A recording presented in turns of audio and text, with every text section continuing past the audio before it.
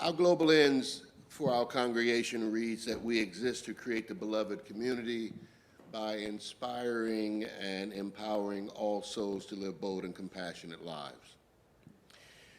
Your ministers provided an interpretation of this end statement some time ago, and we wrote this in quote, "We believe that the beloved community is a place where all experience being seen and known for who they are. They experience being part of a whole. Together, we seek to become clearer in our understanding of what we know and don't know about ourselves and others. We also come to commune with people who connect through shared values. We come to learn, share, and grow our souls.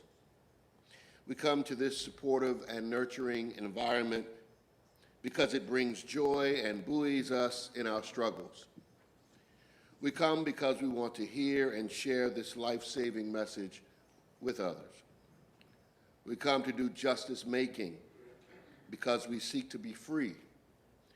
And we know that none of us are free until all of us are free. At UUCA, we are brave enough to be our authentic self and safe enough to explore our fuller truths. Many know beloved community when they feel it, and we hold that we can develop it and sustain it through our UU values, sources, and principles. We hold that beloved community is real. It exists as moments and for periods of time. It is an inspiration and a feeling of connectedness when we experience it, and as aspiration, where we seek to create a fair and free world. We seek to transform society from the inside out, starting with the person in the mirror. And like a ripple in a pond, we know that changing ourselves can change our world. We work to set patterns in Annapolis, Anne Arundel County, and in Maryland that align with the practices of beloved community. The beloved community for us is for us, but not just for us, and therefore we seek to connect with other people who are experiencing and seeking beloved community because it is truly our common destiny," end quote. Now, when I found that in our archives and read that, I thought that was pretty good. And it made me feel gooey inside. I wanted to share it with you this morning.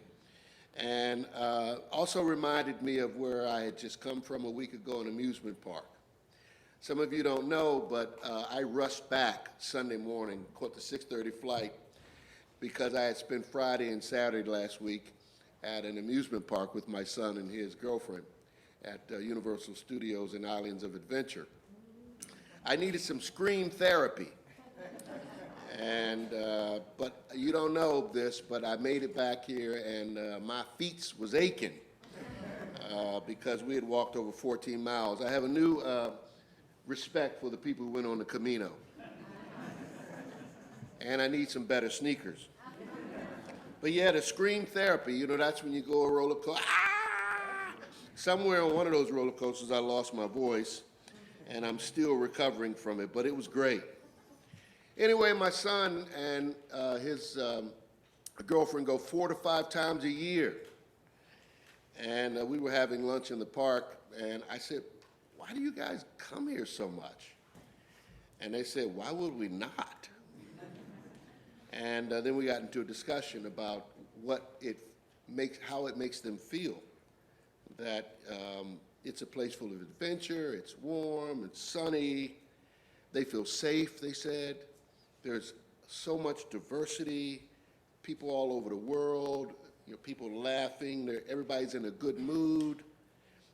The buzz is in the air, there's joy, there's, you know, children everywhere, happy, lovely families, people, strollers, moms, dads, lovers holding hands and sharing kisses. It's a magical world. And it's a make-believe world. But the setting is gorgeous. Nature, lots of trees, picturesque. To them, it is a beloved community for $300 a day. and you too can experience it. That feeling, that's what we want to experience more often than not, beloved community, in those moments when we fall in love with life all over again. And we want the world to be this way. We want a congregation that's this way, where we can all experience freedom, joy, safety, a place to feel welcome wherever we go. That's the goal. But to get there, there is work, there is labor that must be done. And the crazy part is we don't, as a congregation, fully know what that work is. Some of it's educational, some of it is social action, partnering with people in the community, keeping the goal in mind with our work. My friends, racism, anti-Semitism, oppression, big problems in this country. White rage among white men, terrorists shooting up power plants, hoping to start a racial war, big problem. Too many are feeling that black and brown bodies, when they progress, that they are losing something. An overall lack of empathy. Even still, we have to keep working to widen the circle of privilege, because it's the right thing to do. It's the right thing to do. And what do I mean by widening the circle of privilege? I've shared this maybe some years ago, but I think this will give you an understanding of why we do this work. I like to look at privilege and I think of a dartboard. And there in the very center of that dartboard is a select few who get automatic benefits. And they're mostly white persons, not all, but mostly. And mostly male. And mostly straight in their orientation, tall, Protestant, blonde-haired, blue-eyed, able-bodied, speak English, live in a first-world country. The rules don't apply to them like they apply to others. They speak and people automatically listen. They are mythologized as the archetype, the ideal of what a doctor or pilot or businessman looks like. They're considered to have the best DNA. We know that's a false construct. And in this demographic, you know, God, Jesus, and Santa look like you. You occupy most of the power in the world over finance, politics, religion, science. Your world is considered civilized, the others uncivilized. Now keep that dartboard in mind. This group can throw the dart with a blindfold on and magically it hits the center every time. Now in darts, of course, there are these inner and outer rings. In darts, the closer to the center, the more points you score. You hit one of the outer rings, they don't score as well. And so this elite group gets most of the points just for being born a certain way. Many get their position by their birthright, place, and privilege. Now others get into these positions, get closer to the center by imitating what the center represents, and some of them are allowed to enter this sacred fraternity. This is their private, unspoken version of affirmative action. However, when you are darker skinned, and the darker the worse it is for you in this game. If you're female, it's harder. If you are GBLTQ, disabled, speak with a non-English accent, or live in a third world country, well, then you're at one of those rings that don't score as well. Some get close to the center through ingenuity and luck, having some unduplicatable talent, but most can never hit the center in this game. The game is rigged. And therefore, as an outsider, you see things very differently, through a different lens. You have to work twice as hard. Your every word is questioned. You're not trusted. And you're left fighting over the crumbs. You ask for affirmative action and equity, and you're accused of taking advantage of the system, or that you're asking for special privileges. As an outsider, you have come to represent the social other, the dirty and the untouchable. And so there's a lot of trauma from this, a lot of internalized oppression that many who are closer to the center, even when they're not the elite, don't understand your animosity, your anger, or frustration. They say, we're victims too. Hey, you need to work harder and get more education and apply yourself. This is the system we live under today. It's rigged. And even though most of us have found a way to survive, some of us thrive, we do this work in this congregation for the millions of others who have not had our fortune. Too many are smothered by this system. And that is why we keep lifting up the worth and dignity of the UU8 principle, until all recognize that this disparity, this game is rigged, it's inhumane. Until we realize this, we cannot fully live into those 8 principles and 6 sources. We become hypocrites, or as Frederick Douglass would put it, our religion is a sham. And we become just a mere social club.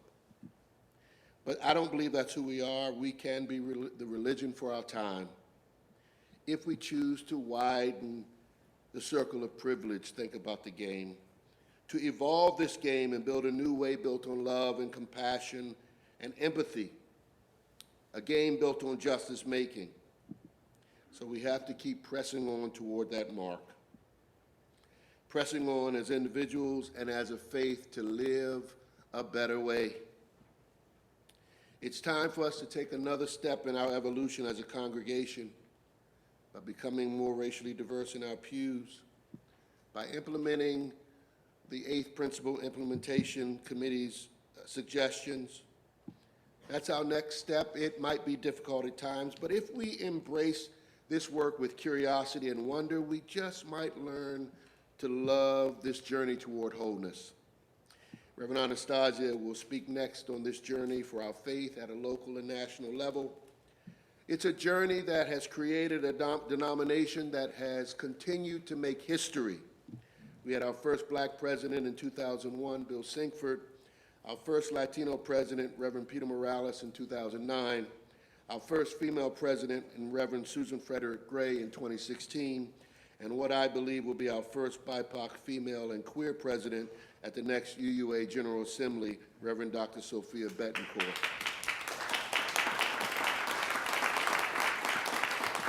Who has tentatively agreed to come speak here very soon. So I'm excited for this congregation in the days ahead. We can be that ripple in the pond. We can show that multicultural, multi-generational beloved community is not a utopian fantasy, but something possible. We can do this. So where are we and where are we going? Over the last 9 weeks, because we included Stone Soup Sunday, we have been doing our Principled Action series, where each week we focus on one of the 7 principles, and we've reached the last one. Now, Reverend John and I selected this as a worship theme at the same retreat where we drafted the language he started his homily with.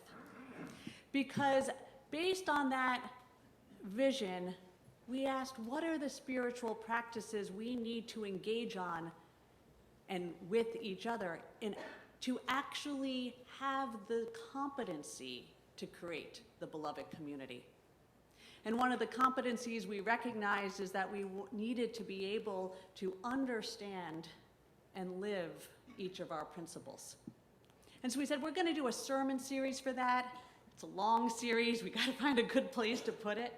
And we also knew, and we're looking ahead to work on our national level at the UU General Assembly, because we knew that the UUA board had commissioned an Article II study commission to look at the language and the part of our UUA national bylaws that housed our 7 principles.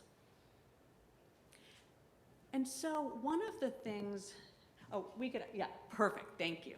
So one of the things that happened in 2017 was that the 8th principle came before the UUA General Assembly, and it was proposed that the 8th principle that we just honored here today be added into this list of 7 principles. And that was tabled. Instead, they said, instead of just adding it in, why don't we really look at these principles and that at Article 2 and see if, how to include the 8th principle, but also if there's larger work to do. Because 10 years earlier, there had been a recognition that we were failing to live our 5th principle about democratic processes fully.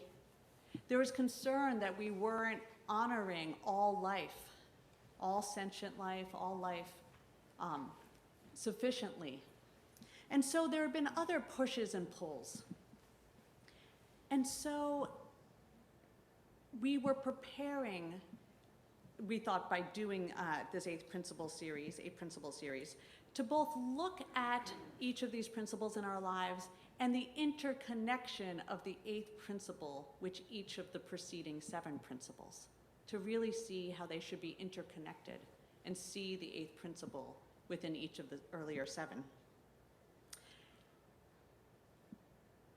And so we had a surprise right between principle 1 and 2 in our series, that the study commission came out with some new language, and it was very different. It was very different, and we thought, oh my goodness, we had just started this principled action series, and actually what's coming out, it looks very different in structure, so I'm going to talk about that. But I want to say something about the principles that we have. First, I want to say thank you so much for your deep engagement in these series, for sharing how you live them at the back of your connection cards, for sharing with us that you never thought so deeply about many of these principles, and you understand how tactile and valuable they are. And I want to name that the work of the study commission, and in fact, the introduction of the 8th principle, wouldn't have been necessary at all if we had been truly living our 7 principles throughout. Because you could see the 8th principle, anti-racism and anti-oppression, in each of the earlier 7, but we never really sought to look. Nor did we really come to know each of the principles evenly. We tended to know the 1st and the 7th, and sometimes the 4th, but the 2nd and 3rd and 5th and 6th really fell by the wayside, even though they were critical to becoming the beloved community. So recognizing that there was an incompleteness, the UUA board charged the Article 2 Study Commission with this language. The principles and purposes you will prepare should be a living document that challenges Unitarian Universalists to place the liberation in all its dimensions of all at the center of our lives.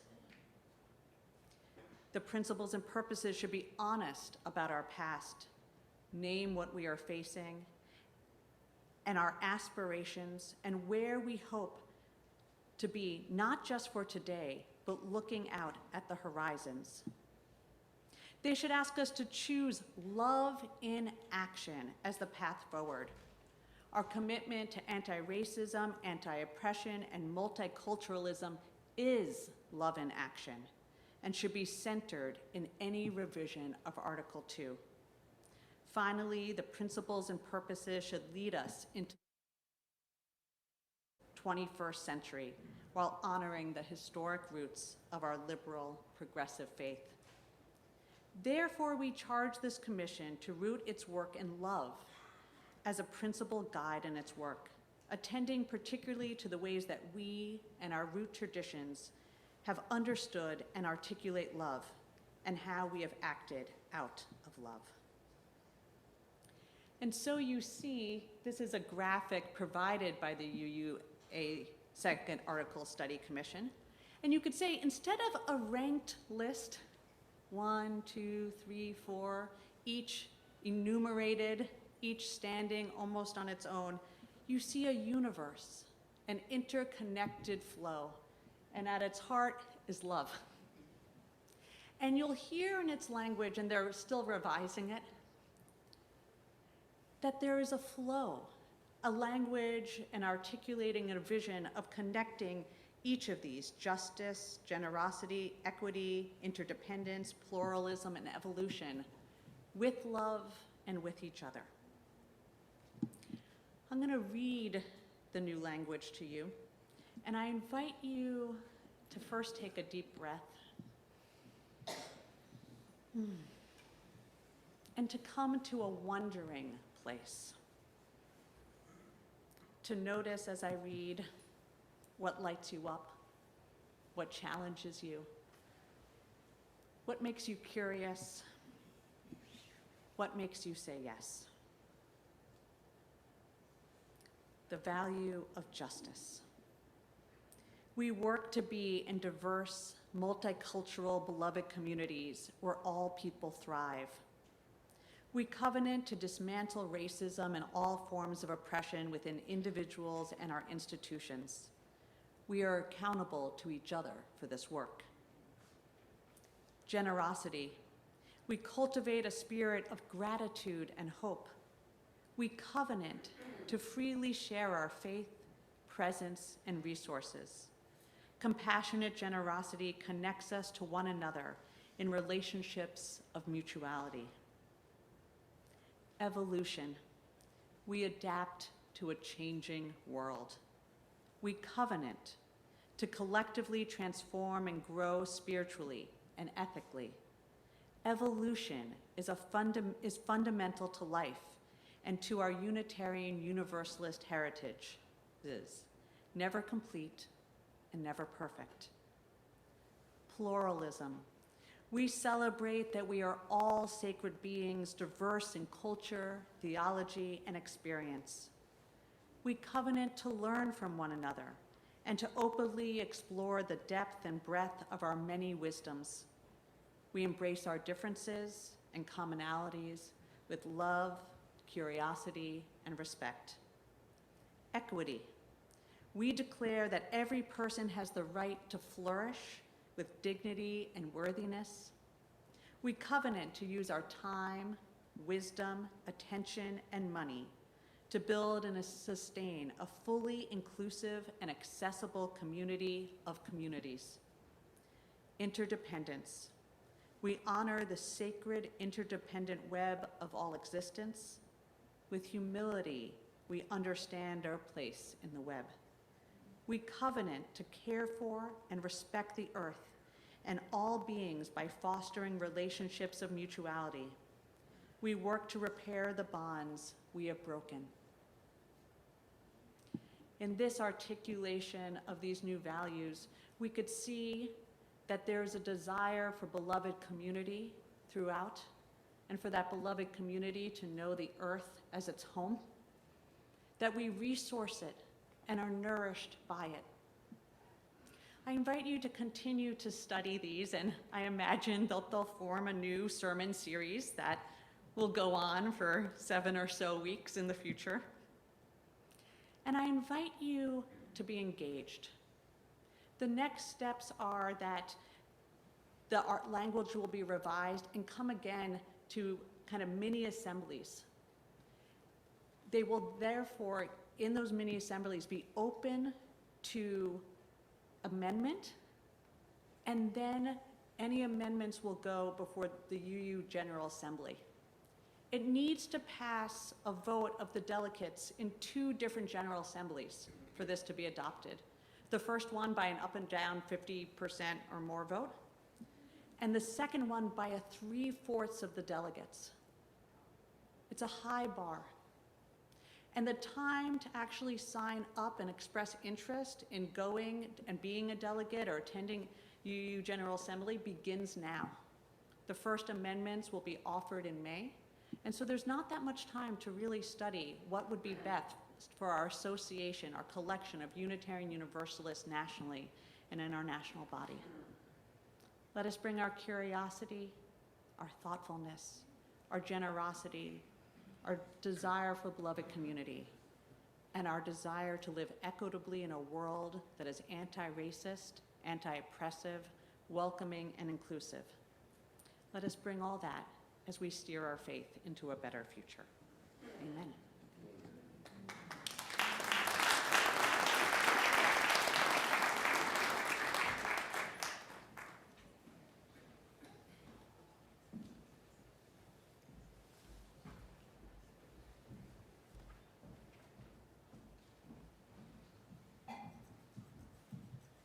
Morning. I just had to mention that this morning I'm watching the youth kind of work the flame to go light the remembrance candles, and I'm thinking large open flame, Christmas tree filled with paper products, and congratulations for executing that really well. One thing UU youth do really well is manage open flame in a safe manner. So I was asked. I'm Graham Smith. I've been attending UU since 2016, and I've been a member of the Building a Beloved Community group since 2019. And I was asked by Reverend Anastasia to talk about what the eighth principle means to me, and specifically, what part of the eighth principle has the greatest urgency. And this was not really something I had planned for, my Saturday. My Saturday was mostly going to be like running around doing errands and then watching the Army-Navy football game, which was a really good one. So I sat around and watched the football game, and I was giving some thought about the eighth principle. And I was looking at the Widening the Circle report and watching the football game, and then going back to Heather McGee's The Sum of Us, and then going back to the football game. And I kind of pulled my thoughts together after the game was over.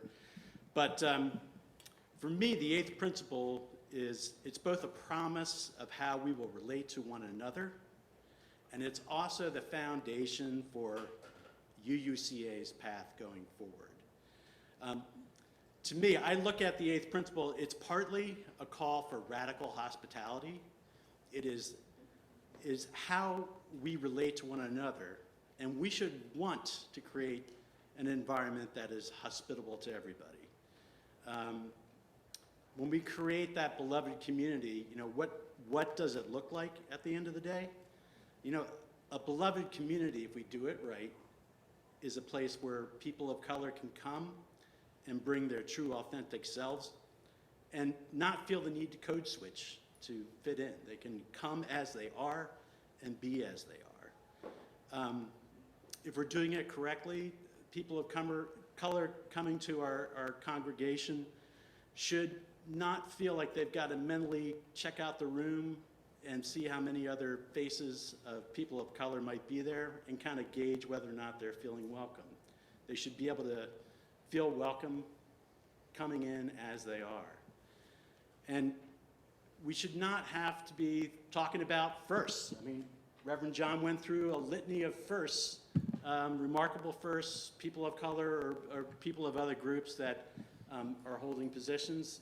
It should not be a remarkable issue anymore. So I view that as really important. But also, thinking about football and the World Cup, I was also thinking about Ted Lasso. And Ted Lasso had a player on his team. His mantra was, "Football is life." And, to me, also the eighth principle is life. The eighth principle is the way forward for this congregation. The Widening the Circle report that UU put together goes through a litany of demographic changes that are headwinds for all organized religions, but youth are not showing up to church.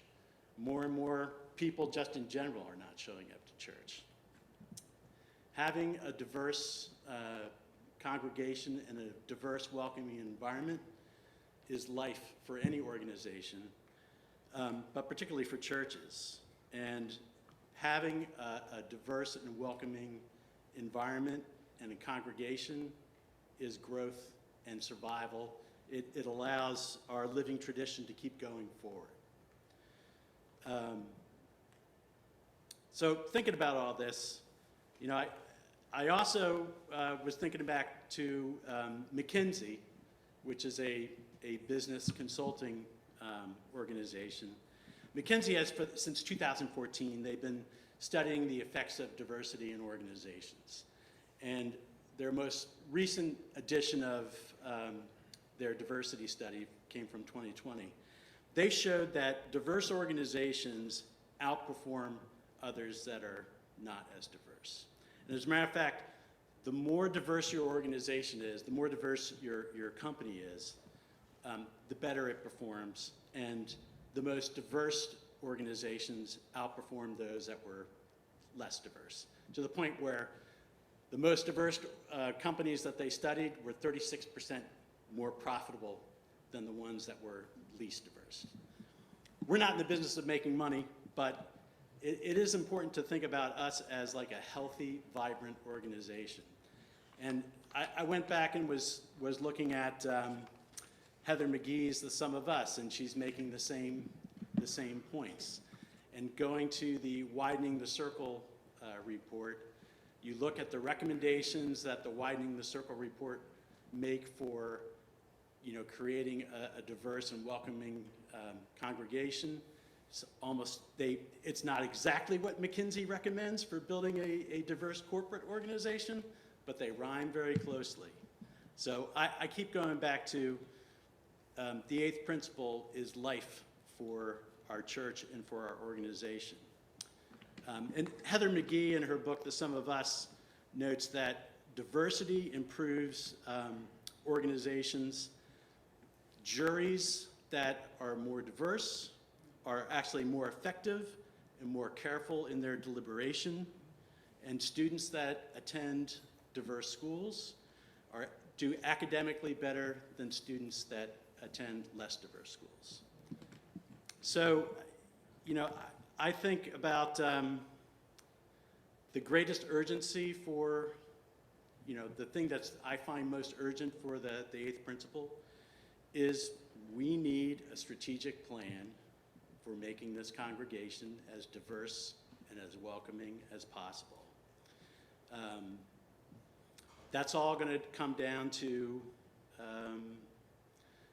a little bit of self-awareness, mostly for those of us who are white, and generating a little bit of openness, and a lot of grace from everybody for when we screw up, because we will screw up as we go through this.